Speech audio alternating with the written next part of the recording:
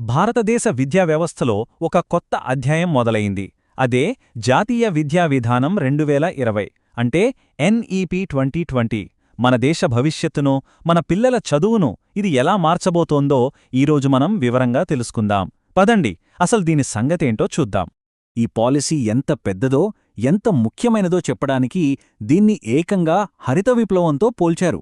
ఒకప్పుడు green revolution మన దేశ ఆహార భద్రతను ఎలాగైతే మార్చేసిందో, ఈ ఎడ్యుకేషన్ పాలసీ మన విజ్ఞాన భవిష్యత్తును అలా మార్చేస్తుందని అంత గట్టి నమ్మకం ఉంది. ఇది కేవలం ఒక పాలసీలో మార్పు కాదు, మన నెక్స్ట్ జనరేషన్ ఆలోచించే తీరునే మార్చేసే ఒక పెద్ద ముందడుగు. సరే, ఇప్పుడు అసలు విషయానికొద్దాం. ఈ కొత్త పాలసీ వల్ల ఒక స్టూడెంట్ చదువు ఎలా మారబోతోంది?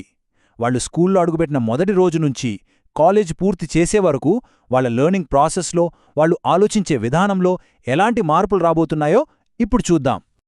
మొట్టమొదటిగా చూస్తే నూతన విద్యా నిర్మాణం.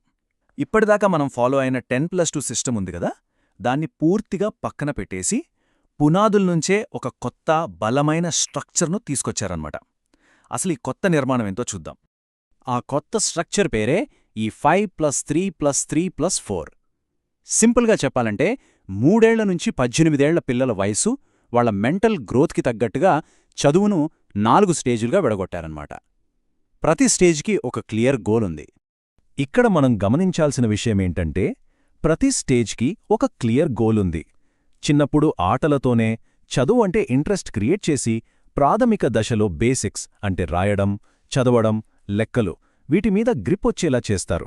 ఆ తర్వాత ఉన్నత దశకొచ్చేసరికి వాళ్లకు నచ్చిన సబ్జెక్టులు వాళ్లే ఎంచుకునే పూర్తి ఫ్రీడమ్ ఇస్తున్నారు. సో ఆ బట్టి చదువులకు ఇక ఫుల్ స్టాప్ పడినట్టే. ఇక రెండో పాయింట్కొస్తే టీచింగ్ అండ్ హోలిస్టిక్ డెవలప్మెంట్. అంటే చదువంటే ఇకపై కేవలం మార్కులు, ర్యాంకులు కాదు, పిల్లల ఓవరాల్ డెవలప్మెంట్. పాఠ్యపుస్తకాలకు అవతల కూడా చాలా ఉంటుంది. మరి అదెలా సాధ్యమో ఇప్పుడు చూద్దాం. ఇందులో చాలా ముఖ్యమైన విషయం ఏంటంటే మాతృభాషలో చదువు. పిల్లలు ఇంట్లో మాట్లాడే భాషలోనే నేర్చుకుంటే కాన్సెప్ట్స్ చాలా ఈజీగా అర్థమవుతాయి కదా. అదే ఇక్కడ పాయింట్. ఇది వాళ్ళ స్టడీస్కి చాలా స్ట్రాంగ్ ఫౌండేషన్ వేస్తుంది. అంతేకాదు, మన సంస్కృతి, మన సమాజం మీద అవగాహన కూడా పెరుగుతుంది. పాత పద్ధతికి కొత్త పద్ధతికి తేడా చూస్తే మనకే క్లియర్గా అర్థమవుతుంది.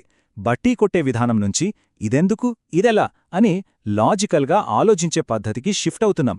ఇంకో సూపర్ విషయమేంటంటే, ఇకపై సైన్స్, ఆర్ట్స్, కామర్స్ అని గీతలు గీసుకోవడం ఉండదు.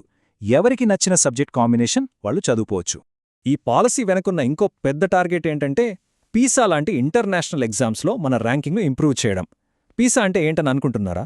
సింపుల్గా చెప్పాలంటే ప్రపంచవ్యాప్తంగా స్టూడెంట్ స్కిల్స్ను టెస్ట్ చేసే ఒక ఎగ్జామ్.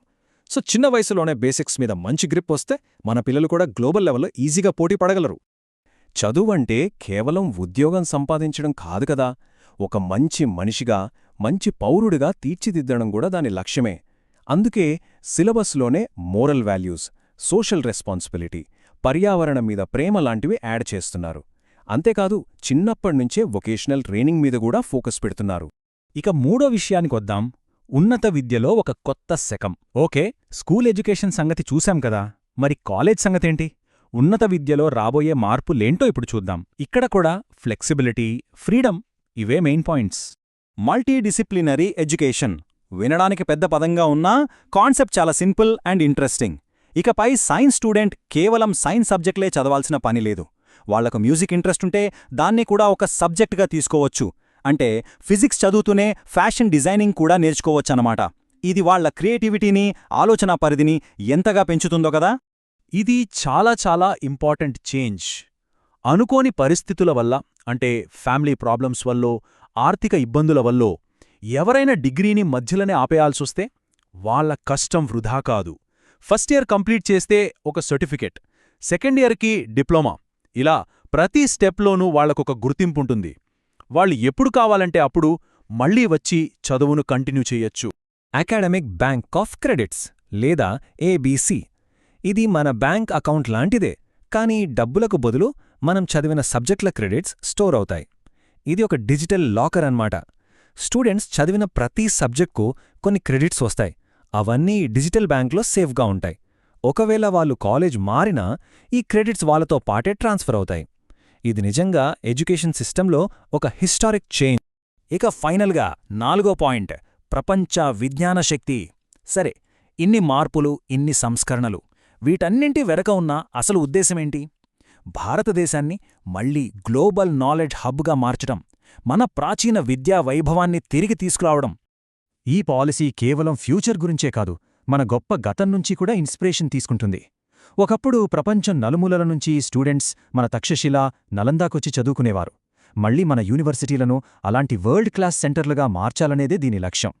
సో ఫ్యూచర్ మీద ఫోకస్ ఎలా ఉందంటే, ఆర్టిఫిషియల్ ఇంటెలిజెన్స్, ఏఐ లాంటి కొత్త టెక్నాలజీస్లో రీసెర్చ్ను ప్రోత్సహించడం, స్టూడెంట్స్ మీద ఒత్తిడి తగ్గించి వాళ్ళ మెంటల్ హెల్త్కి ఇంపార్టెన్స్ ఇవ్వడం, గవర్నమెంటు, ప్రైవేట్ ఇన్స్టిట్యూషన్స్లో ఒకే క్వాలిటీ స్టాండర్డ్స్ ఉండేలా చూడటం, ఇలా చాలా కీలకమైన అంశాలు ఇందులో ఉన్నాయి. సో అల్టిమేట్గా చెప్పాలంటే, నేషనల్ ఎడ్యుకేషన్ పాలసీ 2020 గోల్ ఒక్కటే: మన భారతదేశాన్ని ఒక గ్లోబల్ నాలెడ్జ్ సూపర్ పవర్గా మార్చడం, మన యువత ఆలోచనలకు, వాళ్ల శక్తికి సరైన దారి చూపి దేశ భవిష్యత్తును తీర్చిదిద్దడం. అయితే ఈ పాలసీ ఒక అద్భుతమైన రోడ్ మ్యాప్ను మన ముందు పెట్టింది, ఒక గొప్ప విజన్ను చూపించింది.